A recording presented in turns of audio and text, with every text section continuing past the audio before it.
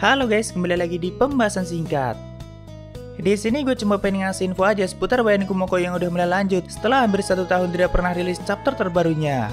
Tadinya gue pikir WN-nya bakalan stuck di pertarungan Gulie versi Shirori dan gak akan dilanjut karena LE-nya sendiri udah hampir nyalip WN-nya, apalagi tinggal 1 volume lagi light novelnya bakalan tamat. Tapi ternyata belum lama ini WN Kumoko baru aja rilis beberapa chapter terbarunya. Gue akan ceritakan series biar kalian gak penasaran dan anggap aja ini lanjutan video gue yang dulu mengenai Shirori versus Gulie di WN akhir. Perlu gue tekankan di sini kalau ini adalah cerita DWE-nya dan belum tentu nanti alurnya akan sama dengan light novel.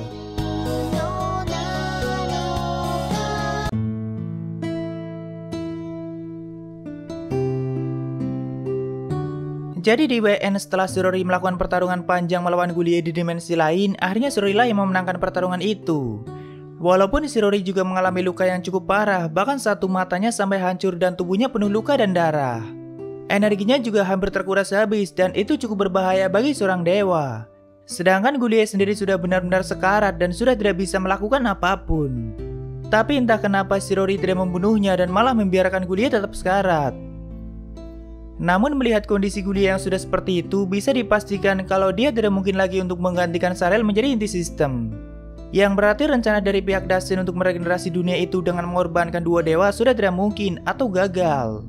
Tapi sayangnya mereka masih ngotot untuk menggagalkan rencana Ariel dan Shirori.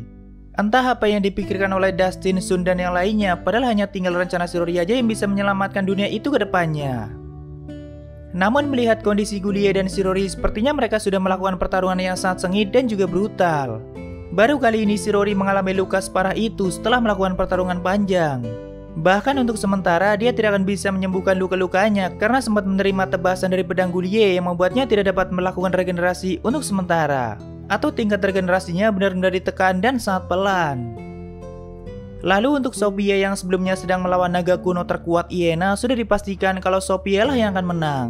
Namun dampak dari pertarungan mereka cukup brutal guys. Karena wilayah stratum atas labirin sampai porak-poranda dan itu sampai jebol menembus lautan yang ada di bagian atasnya.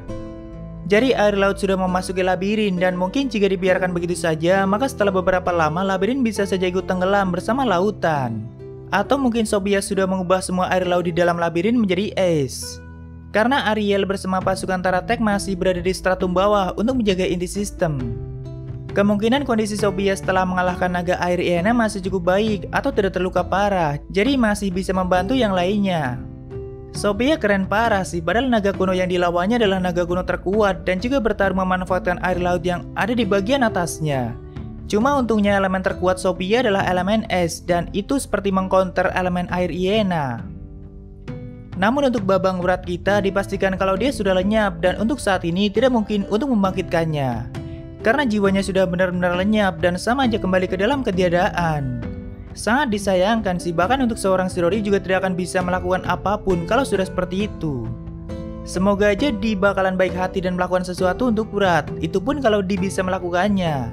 Tapi sepertinya sangat mustahil mengharapkan hal baik dari dewa jahat seperti Di. Lalu untuk pihak Sun juga mengalami kerugian yang besar setelah bertarung melawan Berat.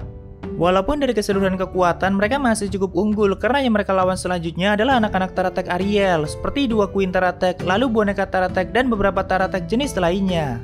Sedangkan Ariel sendiri dalam kondisi lemahnya dan harus dilindungi oleh anak-anaknya. Tapi pihak Sun masih mempunyai 5 naga kuno dan beberapa pemilik skill ruler termasuk Dustin dan kakek Ronan juga itu menyerang Ariel di stratum bawah. Ya mereka mainnya selalu keroyokan sih dan itu cukup ngeselin. Tapi kita harus akui semakin lama plot Armor Sun malah semakin gak ngotak guys.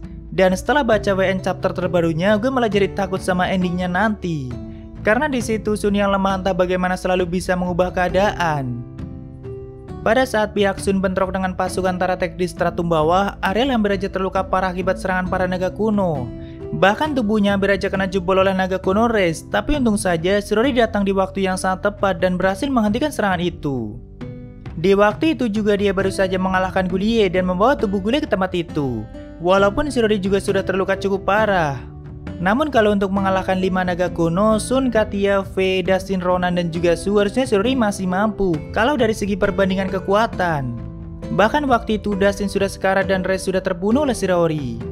Namun lagi-lagi Sun bisa mengubah keadaan dan dia berhasil membangkitkan Reis menggunakan skill mercy-nya. Dan entah kenapa Shirori kurang waspada mengenai hal itu, padahal biasanya dia sangat teliti dalam pertarungan. Di situ dia tidak berpikir untuk melenyapkan Sun terlebih dahulu yang menjadi kunci pertarungan dengan skill mercy-nya, tapi malah fokus membunuh para naga kuno lebih dulu. Seperti bukan Shirori yang biasanya, atau mungkin ini juga termasuk efek dari pelindungan ilahi yang dimiliki oleh Sun. Ya mungkin sang author sengaja membuatnya seperti itu agar lebih menegangkan, tapi nyatanya sangat menegangkan guys. Jadi di chapter paling terbaru, setelah Sun menyelinap ke belakang Shirori untuk membangkitkan Raze, dia juga mendaratkan tebasan dahsyatnya menggunakan pedang pahlawan.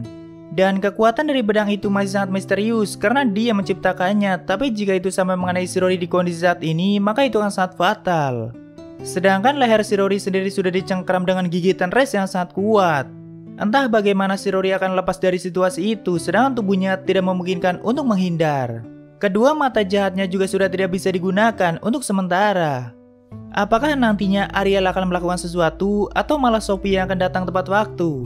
Karena walaupun Ariel saat ini sangat lemah, tapi dia masih bisa menggunakan otoritas penguasa untuk memblokir serangan kuat walaupun nyawa dia yang menjadi taruhannya. Tapi semoga aja Ariel tidak melakukan itu dan masih ada cara lain. Ya kita tunggu aja di chapter terbarunya guys. Dan ingat, ini adalah versi WE-nya yang sejauh ini ada beberapa detail yang berbeda dengan light novelnya. Jadi mungkin segitu aja untuk pembahasan singkat kali ini. Sampai ketemu di video lainnya. Bye-bye.